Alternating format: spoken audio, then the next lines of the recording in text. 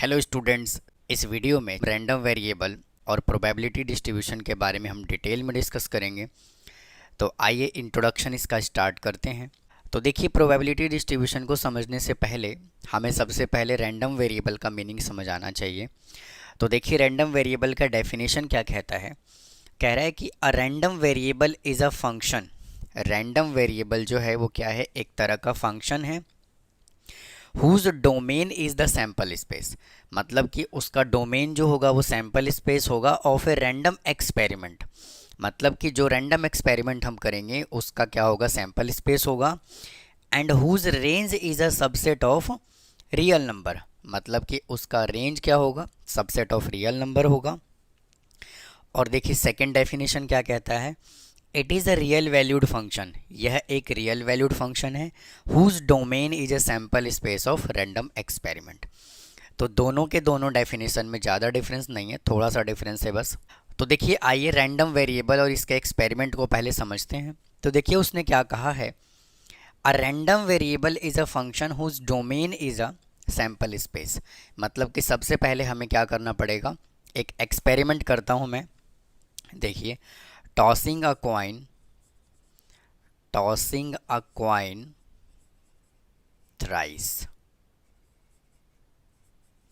जब आप एक कॉइन को 3 बार टॉस करेंगे तो सैंपल स्पेस क्या बनेगा, head head head, tail tail tail, head tail head, tail head tail, head head tail, tail head head, और टेल टेल हेड, और हेड टेल टेल। तो टोटल सैंपल स्पेस देखिए 1 2 3 4 5 6 7 8। Total sample space कितना बना, 8। अब वापस से देखिए डेफिनेशन पे चलते हैं, क्या कह रहा है, जो उसका डोमेन है ना वो क्या होना चाहिए, सैंपल स्पेस होना चाहिए। और आगे देखिए क्या कह रहा है, जो सबसेट ऑफ है रियल नंबर। तो मैं यहाँ पे डोमेन में मैं क्या एज्यूम कर लूँगा, मैं देखिए एज्यूम कर लेता हूँ, let x is equal to number of head. मतलब कि डोमेन में मैंने क्या एज्यूम कर लिया, नंबर ऑफ हेड। तो देखिए अगर मैं नंबर ऑफ हेड की बात करूं, अगर मैंने यहाँ पे हेड एज्यूम किया है तो या तो देखिए एक भी हेड नहीं होगा। तो अगर एक भी हेड नहीं होगा तो तीनों के तीनों क्या होंगे, टेल होगा, यानी कि टी टी टी। तो ये कितनी पॉसिबिलिटी है, एक पॉसिबिलिटी है। सिमिलरली अगर नंबर ऑफ हेड अगर एक होगा तो देखिए वन हेड की अगर मैं बात करूं तो देखिए वन हेड किस में है, देखिए वन हेड एक तो ये है टी एच टी, और देखिए वन हेड किधर है, इधर है टी टी एच, और वन हेड किधर है, एच टी टी। तो ये कितनी पॉसिबिलिटी है, 3 पॉसिबिलिटी है। यानी कि नंबर ऑफ एक हेड कितने होंगे, 3 होंगे। अब देखिए नंबर ऑफ 2 हेड की मैं बात करूं तो देखिए नंबर ऑफ 2 क्या होगा, एक तो ये होगा H T H, H T H, एक होगा एच एच टी, और एक होगा टी एच एच। ये भी कितने हैं, 3। अब देखिए नंबर ऑफ हेड क्या होंगे, तीनों हेड होगा। अगर तीनों ही हेड होगा तो कितनी पॉसिबिलिटी है, H H H is equal to 1। अगर एक भी हेड नहीं है तो एक, अगर एक हेड है तो 3, और 2 हेड है तो भी 3, और अगर 3 हेड है तो 1। यानी कि मैंने देखिए आपको क्या समझाया, अगर मैं इस डोमेन की बात करूँ, इसको क्या बोलते हैं, डोमेन, और इसको हम क्या बोलते हैं, कोडोमेन। तो उसने क्या कहा हुआ है, डोमेन में हमें क्या रखना है, सैंपल स्पेस। तो देखिए सभी सैंपल स्पेस को मैं रख देता हूँ। तो देखिए H H H, T T T, H T H, T H T, और H H T, T H H, T T H, और एच टी टी। देखिए उसने क्या कहा था, डोमेन में सैंपल स्पेस रखना है, और कोडोमेन में क्या आएगा, हमेशा रियल नंबर आएगा। तो देखिए कोडोमेन में या तो एक भी हेड नहीं होगा, या तो एक हेड होगा, या तो दो हेड होगा, या तो थ्री हेड होगा। तो अगर एक भी हेड नहीं होगा तो क्या होगा, तीनों टेल होगा। अगर वन हेड होगा तो देखिए वन हेड ये है, उसके बाद देखिए वन हेड ये भी है, और वन हेड देखिए ये भी है। अगर मैं टू हेड की बात करूं तो देखिए टू हेड ये है, उसके बाद देखिए टू हेड ये है, और उसके बाद देखिए टू हेड जो है वो ये है, और तीनों ही टेल है तो क्या होगा, ये होगा। तो इसको हम क्या बोलते हैं, रैंडम वेरिएबल। देखिए वापस से इस पूरे कॉन्सेप्ट को हम क्या करते हैं, एक बार समराइज करते हैं और डेफिनेशन पे चलते हैं। कह रहा है कि a random variable is a function whose domain is the sample space of a random experiment. मतलब कि उसका जो डोमेन होगा वो सैम्पल स्पेस ऑफ ए क्या होगा, रैंडम एक्सपेरिमेंट होगा। जो हमने सैम्पल स्पेस कंसिडर किया था उसका क्या होगा, डोमेन होगा। तो देखिए ये क्या है, देखिए डोमेन है, यही तो हमने एक्सपेरिमेंट किया था, एक कॉइन को हमने 3 टाइम टॉस किया था। आगे देखिए क्या कह रहा है, whose range is a subset of real number. तो देखिए उसका जो रेंज है वो क्या होगा, सबसेट ऑफ रियल नंबर होगा। तो देखिए अगर मैं रेंज की बात करूं तो रेंज का मतलब क्या होता है, देखिए अगर कोडोमेन में जितनी भी वैल्यू यहाँ पे लिखी हुई है अगर उन सभी का प्री इमेज मौजूद होगा तो उसको कहा जाता है क्या, रेंज। तो देखिए 0 का भी प्री इमेज है, 1 का भी प्री इमेज है, 2 का भी है, 3 का भी है। तो देखिए कोडोमेन में जो रेंज है क्या है, 0 1 2 और 3। 0 1 2 3 एक रियल नंबर में आंसर आ रहा है कि नहीं आ रहा। तो देखिए पूरे डेफिनेशन को क्या कर रहा है, ये फिगर सेटिस्फाई कर रहा है। उम्मीद है आपको रैंडम वेरिएबल और इसके एक्सपेरिमेंट के बारे में आपको समझ आया होगा।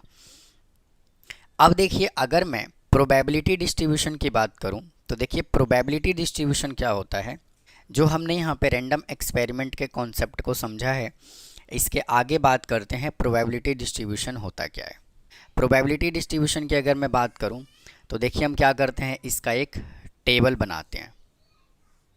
तो ये देखिए मैंने यहाँ पे एक टेबल बना लिया। यहाँ पे देखिए क्या लिखा जाता है, x, मतलब कि जो हमने यहाँ पे x क्या एज्यूम किया है, नंबर ऑफ हेड, और यहाँ पे लिखा जाता है क्या, प्रोबेबिलिटी यानी कि px। यहाँ पे देखिए हमने x को क्या एज्यूम किया है, हमने x को एज्यूम किया है नंबर ऑफ हेड। तो नंबर ऑफ हेड कितने होंगे, या तो एक भी हेड नहीं होगा, या तो 1 हेड होगा, या तो 2 हेड होगा, या तो 3 हेड होगा। अब मुझे एक बात बताइए, अगर एक भी हेड नहीं होगा तो इसका मतलब क्या है, तीनों टेल होगा यानी कि 1 होगा। तो इसका प्रोबेबिलिटी क्या होगा, 1/8। यानी कि प्रोबेबिलिटी की अगर मैं बात करूं तो फॉर्मूला क्या होता है, number of favourable case divided by total possible outcomes. तो इसी तरह से हमने देखिए नंबर ऑफ हेड यहाँ पे क्या कैलकुलेट किया, 1/8। अब बात करते हैं अगर एक हेड होगा तो 1 हेड देखिए कितने हैं, 1 2 3। तो इसका आंसर कितना आ जाएगा यहाँ पे, 3/8। अगर मैं 2 हेड की बात करूँ तो यहाँ पे कितना है, 3। तो इसका आंसर भी कितना आ जाएगा, 3/8। और अगर मैं 3 हेड की बात करूँ तो यहाँ कितना है, 1। तो इसका आंसर कितना आ जाएगा, 1/8। तो इस तरह से हम प्रोबेबिलिटी डिस्ट्रीब्यूशन का टेबल बनाते हैं। और प्रोबेबिलिटी डिस्ट्रीब्यूशन के टेबल की खास बात क्या है कि जब भी आप इन सभी को ऐड करेंगे तो इसका आंसर कितना आएगा, 1 आएगा। अगर इन सभी का टोटल अगर 1 है तो इसका मतलब ये है कि आपने प्रोबेबिलिटी डिस्ट्रीब्यूशन का जो टेबल है वो आपने बिल्कुल करेक्ट बनाया है। तो देखिए अगर जब आप इन सभी को ऐड करेंगे, 1/8 प्लस 3/8 प्लस 3/8 प्लस 1/8, तो आंसर क्या आएगा, 8/8। 8 से 8 कैंसिल हो गया, आंसर कितना आ गया, 1। तो ये था student random variable and it's probability distribution का इंट्रोडक्शन। तो उम्मीद है आपको इसका इंट्रोडक्शन समझ आया होगा। अब आइए इससे रिलेटेड हम कुछ एग्जाम्पल सॉल्व करते हैं, आइए समझते हैं। देखिए क्या कहता है, देखिए फर्स्ट एग्जाम्पल इसका क्या कहता है, कह रहा है कि 2 cards are drawn simultaneously from a well shuffled deck of 52 card. यानी कि 52 कार्ड में से 2 कार्ड निकाला गया है। And find the probability distribution of number of aces. और हमें प्रोबेबिलिटी डिस्ट्रीब्यूशन किसका बनाना है, एस का बनाना है। तो देखिए कैसे करेंगे इस क्वेश्चन को। तो देखिए टोटल नंबर ऑफ कार्ड कितना होता है, टोटल कार्ड कितने होते हैं, 52। 52 कार्ड में से अगर मैं एस की बात करूं तो 4 एस होता है, तो नंबर ऑफ एस कितने होंगे 4, यानी कि नॉन एस कितना होगा, non ace is equal to 52 minus 4 कितना आ जाएगा 48। अब उसने देखिए क्या बोला हुआ है, नंबर ऑफ एस की बात कर रहा है, और कितने एस की बात कर रहा है, 2 कार्ड निकाला गया है। तो मैं यहाँ पे x is equal to assume कर लेता हूँ नंबर ऑफ एस कार्ड। अगर मैं एस कार्ड की बात करूं तो या तो एक भी एस नहीं होगा, मतलब 0 एस होगा, या तो 1 एस होगा, और या तो 2 एस होगा। तो अगर एक भी एस कार्ड नहीं होगा तो इसका मतलब क्या है, दोनों के दोनों कौन से होंगे, नॉन एस वाला कार्ड होगा, यानी कि 48 डिवाइडेड बाई 52, यानी कि 48 कार्ड कौन से हैं, नॉन एस है, और डिवाइडेड बाई 52 यानी कि number of favourable case upon में टोटल पॉसिबल आउटकम्स। ये हमने एक कार्ड निकाला, और दूसरे कार्ड निकालने की प्रोबेबिलिटी, मतलब कि एक कार्ड को निकाल के हमने साइड में रख लिया। अब कार्ड कितने बचे, अब कार्ड बचा यहाँ से 47, और टोटल में से भी हमें एक कम कर देना है। तो देखिए जब भी अगर 2 कार्ड अगर आपको निकालने के लिए कहता है तो आप इस तरह से डायरेक्ट सॉल्व कर सकते हैं, लेकिन अगर 2 से ज़्यादा कार्ड होगा तो हमें कॉम्बिनेशन का यूज करना पड़ेगा। वैसे आप इसको भी कॉम्बिनेशन से सॉल्व कर सकते हैं, लेकिन इससे क्या होता है, क्वेश्चन ज़्यादा आसान हो जाता है, इजी हो जाता है।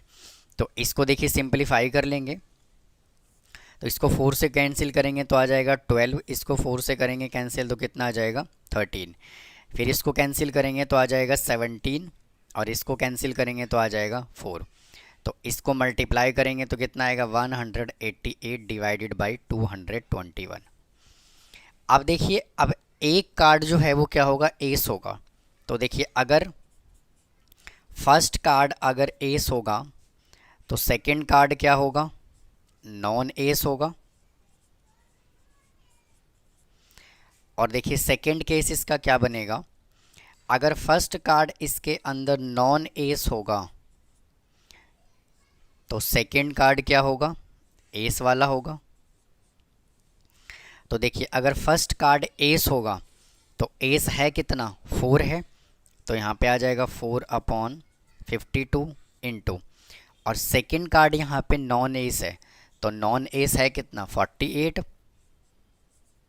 Divided by 51। अब देखिए यहाँ पे 51 कैसे आया, एक कार्ड हमने एस यहाँ पे पहले ही सेलेक्ट किया हुआ है, मतलब कि एक कार्ड को निकाल के हमने साइड में रख दिया, तो टोटल कार्ड में से एक कार्ड क्या हो जाएगा, कम हो जाएगा, इसीलिए हमने यहाँ पे क्या लिखा है 51 लिखा है, प्लस।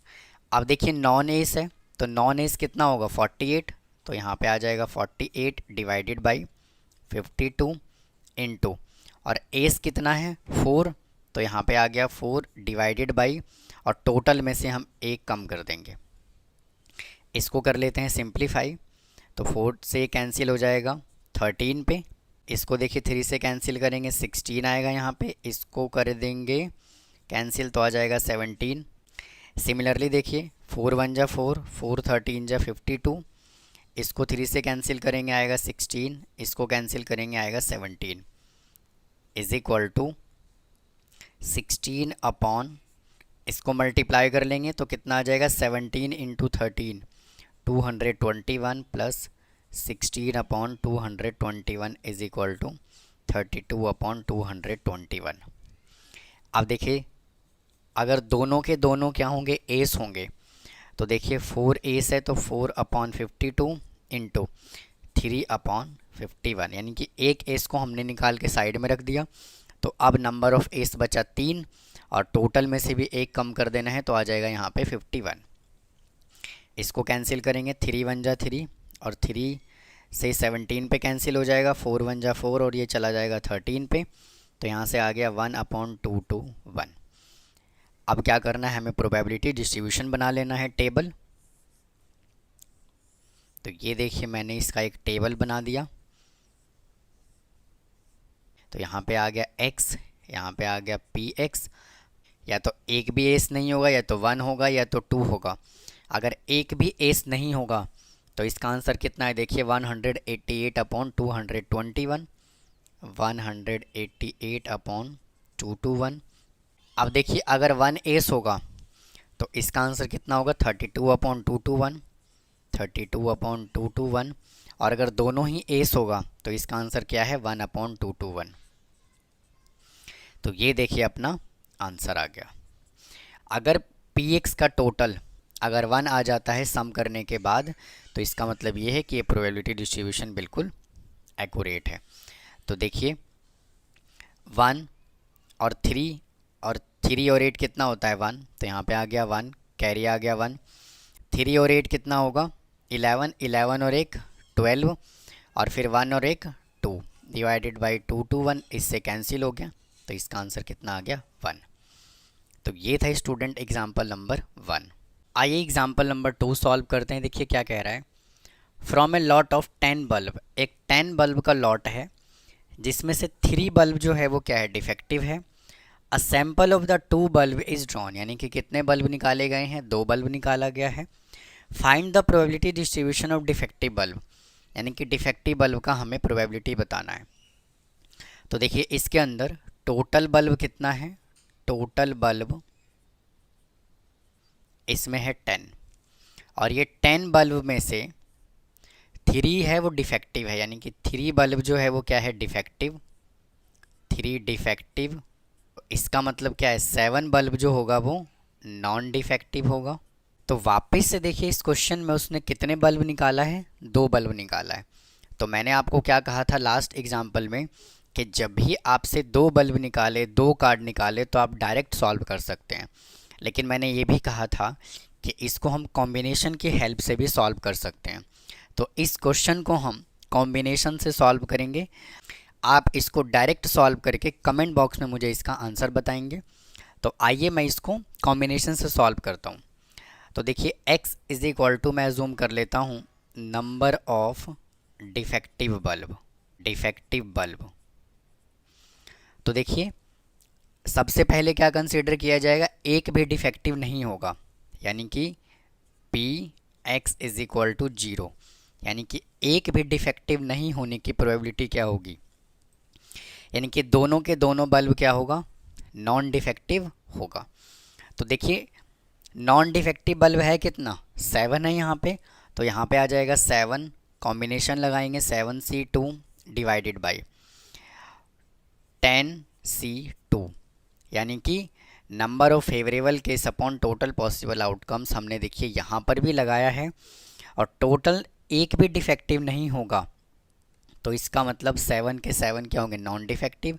तो नॉन डिफेक्टिव में से हमने 2 बल्ब सेलेक्ट कर लिया, और टोटल यहाँ पे कितने बल्ब है, 10, 10 में से हमने 2 सेलेक्ट कर लिया। तो देखिए कॉम्बिनेशन का फॉर्मूला क्या होता है, देखिए अगर मैं NCR इज इक्वल टू क्या होता है, n factorial divided by n minus r factorial into r factorial. तो देखिए इसी फॉर्मूले का यहाँ पे यूज करेंगे। n कितना है 7, 7 factorial divided by 7 minus 2 factorial into 2 factorial divided by 10 factorial divided by 10 minus 2 factorial into 2 factorial is equal to 7 factorial divided by 7 में से 2 को माइनस करेंगे तो कितना आएगा, 5 factorial into 2 into 1 divided by, यहाँ पे देखिए क्या है 10 फैक्टोरियल डिवाइडेड बाई 10 में से 2 माइनस करेंगे 8 इंटू 2 इंटू 1। तो देखिए इससे तो ये कैंसिल हो गया, is equal to 7 into 6 into 5 factorial divided by 5 factorial divide by 10 into 9 into 8 factorial divide by 8 factorial, 8 factorial से 8 फैक्टोरियल कैंसिल, 5 से 5 कैंसिल। तो यहाँ पे कितना बचा, 7 इंटू 6 डिवाइडेड बाई 10 इंटू 9, 3 2 जा 6 और 3 3 जा 9, 2 1 जा 2, 2 5 जा 10। तो यहाँ से कितना आ गया 7/15। अब देखिए सेकेंड में क्या कंसीडर करेंगे, x इज इक्वल टू 1, यानी कि एक जो है वो क्या होगा, डिफेक्टिव बल्ब होगा।